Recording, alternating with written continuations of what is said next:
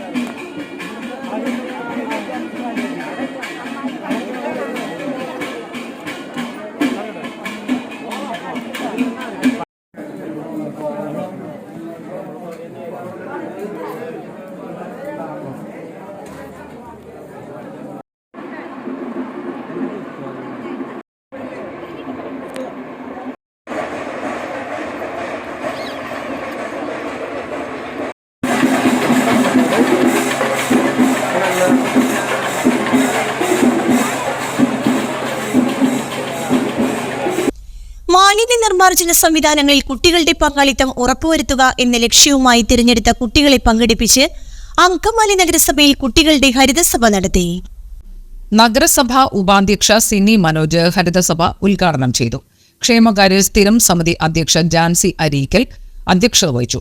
വിദ്യാഭ്യാസകാര്യ സ്ഥിരം സമിതി അധ്യക്ഷ ജിത ഷിജോയ് സംസാരിച്ചു. ചെയർമാൻ മാത്യു തോമസ് സമാപന യോഗത്തിന്റെ ഉദ്ഘാടനവും ശിശുദിന സന്ദേശവും നൽകി. ഹരിതസഭയുടെ നടത്തിപ്പും നിയന്ത്രണവും പൂർണ്ണമായും കുട്ടികൾ തന്നെയാണ് നിർവഹിച്ചത്. മാലിന്യമുക്ത നവകേരള സൃഷ്ടിക്കായി വിദ്യാർത്ഥികളും ഇതര സമൂഹവും അധികാരികളും അനുവർത്തിക്കേണ്ട കാര്യങ്ങളെക്കുറിച്ചും നടപ്പിലാക്കേണ്ട പദ്ധതികളെക്കുറിച്ചും പ്രതിപാദിക്കുന്ന റിപ്പോർട്ട് ഓരോ സ്കൂളിലെയും പ്രതിനിധികൾ സഭയിൽ അവതരിപ്പിച്ചു. സ്കൂളിലെ മാലിന്യ സംസ്കരണ പദ്ധതികൾ, അവയിലെ വീഴ്ചകൾ, മാലിന്യം കത്തിക്കൽ, വലിച്ചെറിയൽ, ദ്രവമാലിന്യ സംസ്കരണ പ്രശ്നങ്ങൾ തുടങ്ങിയ വിഷയങ്ങൾ ഹരിതസഭയിൽ വിദ്യാർത്ഥികൾ ചർച്ച ചെയ്തു. മാലിന്യ സംസ്കരണവുമായി ബന്ധപ്പെട്ട് കുട്ടികൾ കണ്ടെത്തിയതും ശേഖരിച്ചതുമായ മാർഗങ്ങളും നിർദ്ദേശങ്ങളും ഹരിതസഭയിൽ രേഖപ്പെടുത്തി. അങ്കമാലി നഗരസഭ മാലിന്യ സംസ്കരണവുമായി ബന്ധപ്പെട്ട് നടത്തുന്ന പ്രവർത്തന റിപ്പോർട്ട് ശുചിത്വ മിഷൻ കോർഡിനേറ്റർ അഫ്സൽ അവതരിപ്പിച്ചു. മാലിന്യ സംസ്കരണവുമായി ബന്ധപ്പെട്ട് സ്കൂൾ തലത്തിൽ നടത്തിക്കൊണ്ടിരിക്കുന്ന പ്രവർത്തനങ്ങളുടെ മികവിന്റെ അടിസ്ഥാനത്തിൽ നഗരസഭ പരിധിയിലെ മികച്ച സ്കൂളുകളിൽ 1ാം സ്ഥാനം അങ്കമാലിയും ഹോളി ഫാമിലി ഹൈസ്കൂളും, 2ാം സ്ഥാനം വിശ്വജ്യോതി പബ്ലിക് സ്കൂളും തെരഞ്ഞെടുത്തു. കുട്ടികളുടെ റിപ്പോർട്ട് അവതരണത്തിൽ സെയിന്റ് സേവിയേഴ്സ് പബ്ലിക് സ്കൂളിലെ അന്ന ചെറിയാൻ 1ാം സ്ഥാനവും, നായത്തോട് MGM ഗവൺമെന്റ് ഹൈസ്കൂളിലെ നർമ്മദ 2ാം സ്ഥാനവും, പീച്ചാനിക്കാട് UP സ്കൂളിലെ നർത്തന 3ാം സ്ഥാനവും നേടി. സ്ഥിരം സമിതി അധ്യക്ഷരായ പോൾ ജോവർ, ലക്സി ജോയ്, DPC അംഗം Reetha Paul, LDF parliamentary party leader TY Elias, കൌൺസിലർമാരായ ബാസ്റ്റിൻ D പാർക്കൽ, സാജു നെടുങ്ങാടൻ, ലിസി പോളി, PM ജോഷി, നഗരസഭാ സെക്രട്ടറി ജെയിൻ വർഗീസ് പാത്താടൻ, ഹെൽത്ത് ഇൻസ്പെക്ടർമാരായ Anil R, Prakash Zachariah, Santhosh Kumar, Kila resource person P Sasi എന്നിവർ സംസാരിച്ചു.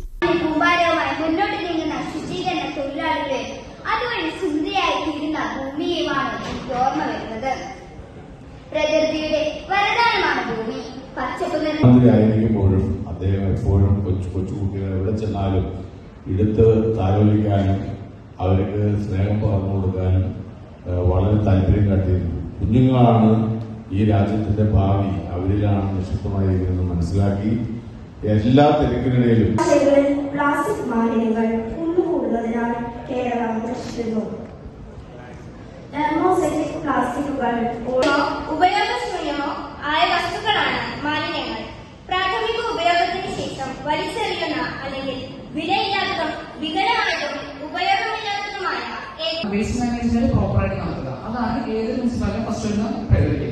അപ്പൊ ഇതെല്ലാം ലക്ഷ്യം നടപ്പിലാക്കുന്നതിന് വേണ്ടിയിട്ടാണ് നമുക്ക് ഹരിതകർമ്മസേന സംവിധാനം കഴിയുള്ളത്. അപ്പോൾ ഇത് എല്ലാവർക്കും ഹരിതകർമ്മസേന പറ്റി അറിയാലോ. വിലയിരുത്തിക്കൊണ്ട് സംസാരിക്കാം. ഇതിൽ അവരുടെ സ്കൂളിലെ സംവിധാനങ്ങളിലുള്ള കഴിവുകൾ മെയ് 27 വരെ പ്രധാനമന്ത്രിയായിട്ട് സേവനമനുഷ്ഠിച്ച ഒരു വ്യക്തിത്വം. അദ്ദേഹം ഒരു രാഷ്ട്രീയ പ്രവർത്തകൻ മാത്രമല്ല, പിന്നെ ആരൊക്കെയായിരുന്നു? അദ്ദേഹം പുസ്തകം എഴുതിയിട്ടുണ്ടാവും, നിങ്ങൾക്ക് പഠിക്കാനുണ്ടാവും, 5ാം ക്ലാസ്സിൽ ഇംഗ്ലീഷിലുണ്ടാവും. മാലിന്യ പരിപാലനത്തിനായി എന്തെല്ലാം സംവിധാനങ്ങൾ ഉണ്ടെന്നും ഇന്ന് നമ്മൾ നേരിടുന്ന മാലിന്യ പ്രശ്നങ്ങൾക്കുള്ള പരിഹാര മാർഗങ്ങൾ ചർച്ച ചെയ്യുന്നതിനും അതിലൂടെ എത്തിയിരിക്കുന്ന ടീച്ചേഴ്സ്, കുട്ടികൾ എല്ലാവർക്കും ആദ്യമേ തന്നെ ശിശുദിനത്തിന്റെ ആശംസകൾ നേരുകയാണ്. മാലിന്യമുക്ത നവകേരളം എന്ന ജനകീയ ക്യാമ്പയിന്റെ ഭാഗമായിട്ട് നമ്മളിന്ന് സംസ്ഥാനത്തെ എല്ലാ തദ്ദേശ സ്വയം സ്ഥാപനങ്ങളിലും നമ്മുടെ കുട്ടികളെ സംഘടിപ്പിച്ചുകൊണ്ട് ഹരിതസഭ നടത്തി വരികയാണ്. നമ്മുടെ മാലിന്യ ഭാഗമായിട്ട് അങ്കമാലി നഗരസഭ വളരെ ഭംഗിയായിട്ട് ഹരിതകർമ്മസേനയെ ഉപയോഗിച്ച് പലവിധ പദ്ധതികളിലൂടെയും കാര്യങ്ങളിലൂടെയൊക്കെ പ്ലാസ്റ്റിക് നിർമ്മാർജ്ജനത്തിനായിട്ട് ശ്രമിക്കുന്നുണ്ടെങ്കിലും ഇപ്പോഴും നമ്മുടെ നഗരസഭയുടെ പല പ്രദേശങ്ങളിലും മാലിന്യങ്ങൾ വലിച്ചെറിയുന്നതും അതിന് പ്രോത്സാഹിപ്പിക്കാതെ എപ്പോഴും നിരുത്സാഹപ്പെടുത്തിക്കൊണ്ട് കഞ്ചാവ് ക്യാൻസർ സാധ്യത വർദ്ധിപ്പിക്കുമെന്നും അടുത്ത തലമുറയെയും ബാധിക്കുമെന്നും പഠനം. ഇന്ത്യയിൽ നിയമപരമായി കഞ്ചാവ് ഉപയോഗം നിരോധിക്കപ്പെട്ടിട്ടുണ്ടെങ്കിലും ആഗോളതലത്തിൽ ഇപ്പോഴും കഞ്ചാവിന്റെ ഉപയോഗം വ്യാപകമാണ്. ഔഷധമായും സംസ്കാരത്തിന്റെ ഭാഗമായുമൊക്കെ കഞ്ചാവിനെ ഒരു കാലത്ത് കണ്ടിരുന്നു. എന്നാൽ കഞ്ചാവ് ഉപയോഗം ക്യാൻസർ സാധ്യത വർദ്ധിപ്പിക്കുമെന്ന് വെസ്റ്റേൺ ഓസ്ട്രേലിയ സർവകലാശാല ഗവേഷകർ നടത്തിയ പഠനത്തിൽ വ്യക്തമാക്കുന്നു. ജെനോടോക്സിക് വസ്തു എന്നാണ് കഞ്ചാവിനെ ഗവേഷകർ വിശേഷപ്പെടുത്തിയത്. കഞ്ചാവിന്റെ കോശത്തിന്റെ ജനിതക വിവരങ്ങൾ നശിപ്പിക്കാനാകും. DNA മ്യൂട്ടേഷൻ, ത്വരിതഗതിയിലുള്ള വാർദ്ധക്യം, അർബുദം എന്നിവയിലേക്ക് നയിക്കാനും സാധിക്കും. ഇത്തരത്തിൽ മ്യൂട്ടേഷൻ സംഭവിക്കുന്ന കോശങ്ങൾ ബീജത്തിലൂടെ അല്ലെങ്കിൽ അണ്ഡത്തിലൂടെ അടുത്ത തലമുറയിലേക്കും വ്യാപിക്കാം എന്നതാണ് ഇതിന്റെ അപകട സാധ്യത വർദ്ധിപ്പിക്കുന്നത്.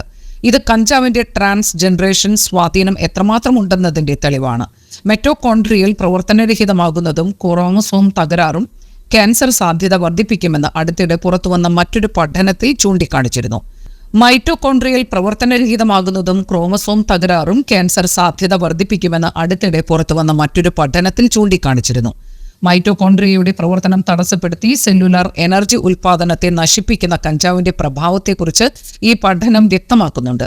അഡിക്ഷൻ ബയോളജിയിലാണ് പഠനം പ്രസിദ്ധീകരിച്ചിരിക്കുന്നത്. ബസ് യാത്രക്കാർക്ക് കൂടുതൽ സൗകര്യങ്ങളും സുരക്ഷയും ഏർപ്പെടുത്തുന്നതിനുള്ള നടപടികൾ private bus operators association Angamaly Kalady മേഖലാ യൂണിറ്റിന്റെ നേതൃത്വത്തിൽ ആരംഭിച്ചു. സ്റ്റാൻഡിലെ അനൗൺസ്മെന്റ് കേന്ദ്രത്തോട് ചേർന്ന് സ്ഥാപിച്ച LED ഡിസ്പ്ലേ ബോർഡിന്റെ ഉദ്ഘാടനം ഗ്രാമപഞ്ചായത്ത് പ്രസിഡന്റ് ഷൈജൻ തോട്ടപ്പള്ളി നിർവഹിച്ചു.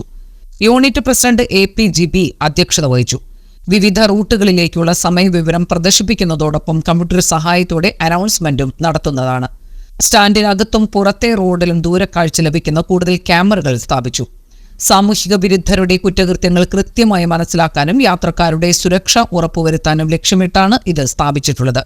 കൂടാതെ മേഖലയിലെ 200-ൽ പരം ബസ്സുകളുടെ വിവിധ റൂട്ടുകളിലെ സമയക്രമം ബസർ എന്ന മൊബൈൽ ആപ്പ് വഴി ലഭ്യമാക്കുന്നതിനും നടപടികൾ ആരംഭിച്ചു.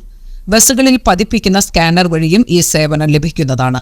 ബാംഗ്ലൂർ ആസ്ഥാനമായുള്ള കൈപ്പൻസ് ഇന്നൊവേറ്റീവ് എന്ന സ്ഥാപനവുമായി ചേർന്ന് സുരക്ഷയ്ക്കും സേവനത്തിനുമായി stop announcement, card payment, front crossing alert, live tracking എന്നിവയും ഒരുക്കുന്നുണ്ട്. കാലടി ബസ് സ്റ്റാൻഡിൽ ചേർന്ന യോഗത്തിൽ ബ്ലോക്ക് പഞ്ചായത്ത് അംഗം ആൻസി ജിജോ, ഗ്രാമപഞ്ചായത്ത് അംഗം PB Sajeev, Angamaly joint RTO KB Abhilash, Kalady police circle inspector Anilkumar T Meppally, unit secretary BO Davis, Jijo Johnny, Naveen John, TS Sijukumar, Jolly Thomas, PB Gopakumar എന്നിവർ സംസാരിച്ചു. ആധുനിക സംവിധാനം ഇന്നു മുതലൂടെ പ്രാവർത്തികമാകുകയാണ്. നമുക്കറിയാം, സ്വകാര്യ ബസ്സുകൾ പഴയകാലത്തെ പോലെ വലിയ ലാഭത്തിലൊന്നുമല്ല പ്രവർത്തിക്കുന്നത് എന്ന് നമുക്കൊക്കെ അറിയാം. പലരും ഈ മേഖല വിട്ടുപോകുന്ന ഒരവസ്ഥയിലാണ്. കാരണം ദൈനംദിനമായി ഓടിക്കൊണ്ടിരിക്കുമ്പോൾ കിട്ടുന്ന വരുമാനത്തിൽ ഗണ്യമായി കുറവ് വന്നു. ആളുകൾ കൂടുതൽ സ്വയം പര്യാപ്തതയിൽ സ്വന്തം വാഹനങ്ങളിലേക്ക് തിരിഞ്ഞതോടുകൂടി ബസ്സുകളെ ആശ്രയിക്കുന്നവരുടെ എണ്ണത്തിൽ വലിയ കുറവുണ്ടായി. അങ്ങനെയൊക്കെ വളരെയേറെ ബുദ്ധിമുട്ടേറി മുന്നോട്ട് പോകുമ്പോൾ ഞാൻ ഈ ടാക്സ് കൊടുക്കുന്ന കാര്യമൊന്നും ഞാൻ പറയുന്നില്ല, ഞാനൊരു പ്രാദേശിക സർക്കാരിൻ്റെ ഭാഗമായതുകൊണ്ട്. അങ്ങനെ ബുദ്ധിമുട്ടേറിയ കാലത്തിലൂടെ കടന്നു പോകുമ്പോഴും യാത്രക്കാർക്ക് ആവശ്യം 1975 സ്ഥാപിതമായ ചായപ്പുഴി ഗവൺമെന്റ് ഹൈസ്കൂളിലെ ആദ്യ ബാച്ച് വിദ്യാർത്ഥികളുടെ ആദ്യ സംഗമം നവംബർ 23 ശനിയാഴ്ച നടക്കും. സ്കൂൾ ഓഡിറ്റോറിയത്തിൽ രാവിലെ 10-നാണ് സംഗമം.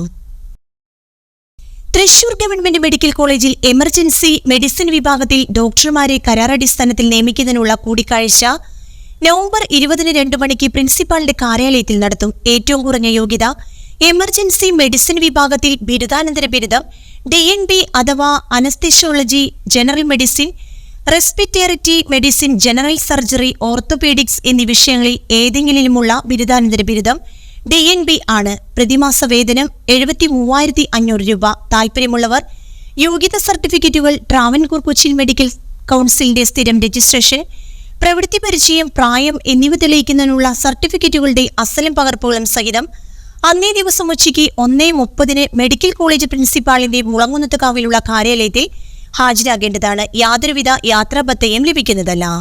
KCBC മദ്യവിരുദ്ധ സമിതി എറണാകുളം അങ്കമാലി മേജർ അതിരൂപത സമിതി സംഘടിപ്പിക്കുന്ന ഫൊറോന തല സംഗമങ്ങൾക്ക് ഞായറാഴ്ച ആരംഭം കുറിക്കും.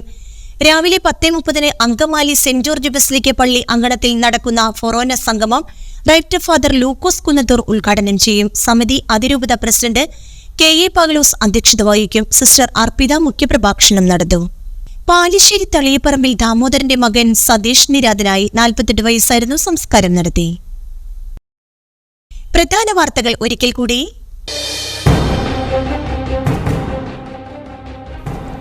ചാലക്കുടി നഗരസഭയിലും സമീപ ഗ്രാമപഞ്ചായത്ത് പ്രദേശങ്ങളിലും മരണപ്പെടുന്ന പട്ടികജാതിക്കാർക്കും ആശ്രയമായ ക്രിമിറ്റോറിയം അടിയന്തരമായി പ്രവർത്തന സജ്ജമാക്കണമെന്ന് സാംബവ മഹാസഭ.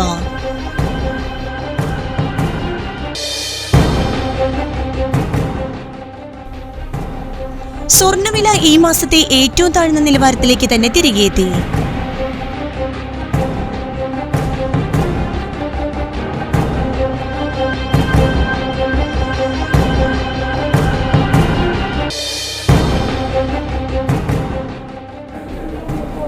സ്ത്രീകളുടെ ശബരിമല, മധ്യകേരളത്തിലെ ശബരിമല എന്നിങ്ങനെ അറിയപ്പെടുന്ന ആറേശ്വരം ശ്രീധർമ്മ ശാസ്താക്ഷേത്രത്തിലെ ഷഷ്ടി മഹോത്സവത്തിന് അപൂർവപൂർവമായ തിരക്ക്.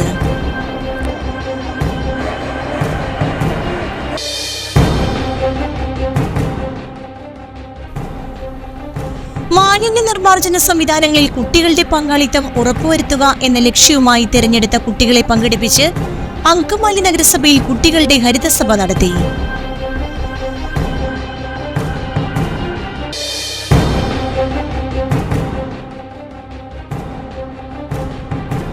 കഞ്ചാവ് ക്യാൻസർ സാധ്യത വർദ്ധിപ്പിക്കുമെന്നും അടുത്ത തലമുറയെയും ബാധിക്കുമെന്നും പഠന റിപ്പോർട്ട്.